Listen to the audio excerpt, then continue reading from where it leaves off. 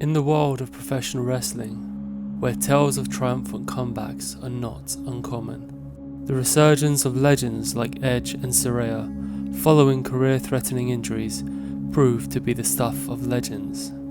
However, few stories in the annals of wrestling history can match the astonishing return of Ric Flair in 1975. His remarkable comeback from a life-threatening plane crash in an astonishingly short 3-month period remains a testament to his unyielding spirit.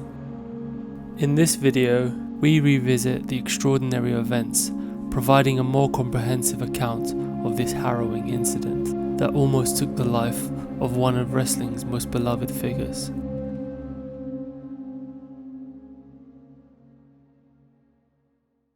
In 1975, a year after making his debut for Mid-Atlantic promotion NWA, a young Ric Flair would capture his first title on February 9th, 1975, by beating Paul Jones for the Mid-Atlantic Television Championship. Though this championship run was short-lived, lasting a total of 6 months, it quickly and firmly established Flair as a top prospect for the NWA, and would catapult Flair into a feud with main attraction star Wahoo McDaniel over the Mid-Atlantic Heavyweight Championship.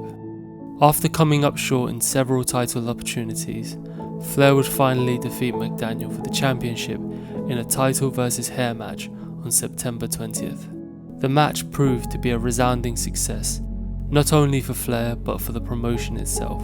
The outcome of the contest generated tremendous hype, prompting the promotion to swiftly schedule a highly anticipated rematch for the Heavyweight Championship just a couple of weeks later. However, fate had other plans, because instead of battling it out in this much anticipated rematch, Ric Flair would soon find himself fighting a battle for survival in the aftermath of a devastating plane crash. On the afternoon of October 4th, 1975, a 26-year-old Ric Flair boarded a small twin-engine Cessna 310 aircraft in Charlotte, North Carolina.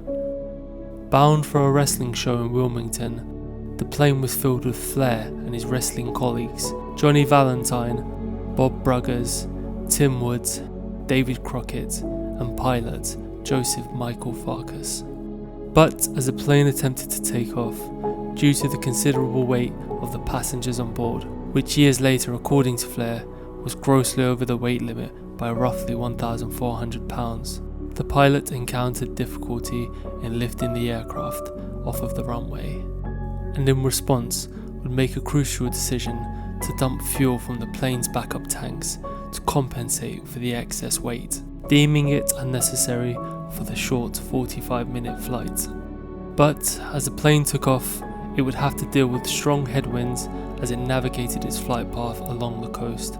And because of the heavy load, the plane would quickly consume all of its fuel way before arriving at its intended destination, which meant as the doomed flight approached the runway at the New Hanover Airport in Wilmington, each of its fuel tanks would run dry, one after another, resulting in the plane, according to passenger Tim Wood, dropping like a rock. As the plane descended in an uncontrollable fashion, it would tear through treetops and telephone poles, and narrowly miss a water tower before finally nosediving and crash landing approximately 100 yards from the runway. Police and ambulance would immediately rush to the scene, and all 6 men would be taken to a nearby hospital. Bruggers, Valentine and Flair all sustained severe back injuries, and the pilot would immediately be diagnosed with life-threatening injuries. The news of this disastrous incident would transcend beyond the world of wrestling into mainstream news. But as both Wood and Valentine were on board and currently involved in a feud, the NWA feared that news of the incident would expose the industry and be catastrophic for business, resulting in attempts to misdirect the media to make sure the public didn't know that the two had been travelling together.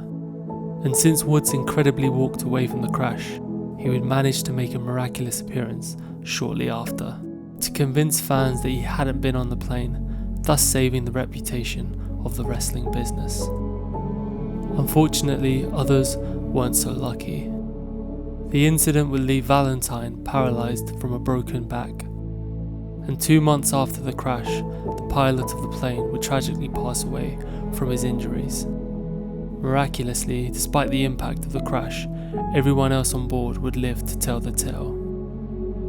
Following the crash, doctors would inform Flair that his injuries were serious and that there'd be a long road to recovery in front of him.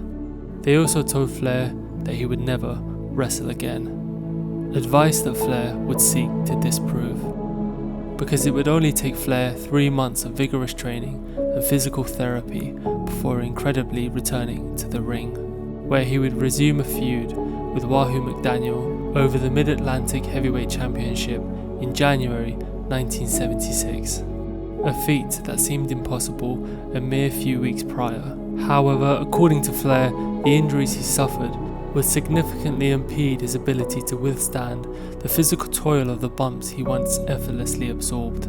And this would force Flair to alter his wrestling approach away from the power-brawling style he had once used early on, to one that was more focused on grappling. This change would also require him to adopt a new gimmick, which would mark the debut of his iconic Nature Boy persona. A gimmick that was directly inspired by wrestling icon and 14-time world champion Buddy Rogers. Flair would even pastiche the figure 4 leg lock, which was a staple finisher of Rogers. These changes would help to restart Flair's career and reposition him as much more of a showman, a far cry from the physical wrestler he had initially established himself as. And just as importantly, it would ignite the flames of a legendary rivalry between Rogers and Flair. Buddy would challenge Flair for the rightful use of the Nature Boy moniker, resulting in a feud that would elevate Ric Flair's status in professional wrestling to the next level and legitimize his adoption of the Nature Boy moniker. As time would go on, Flair would mold the Nature Boy moniker into his own, to create a legendary and unparalleled 4-decade career that would see him claiming 16 world championships at multiple promotions and establishing a career that many would regard as the greatest of all time.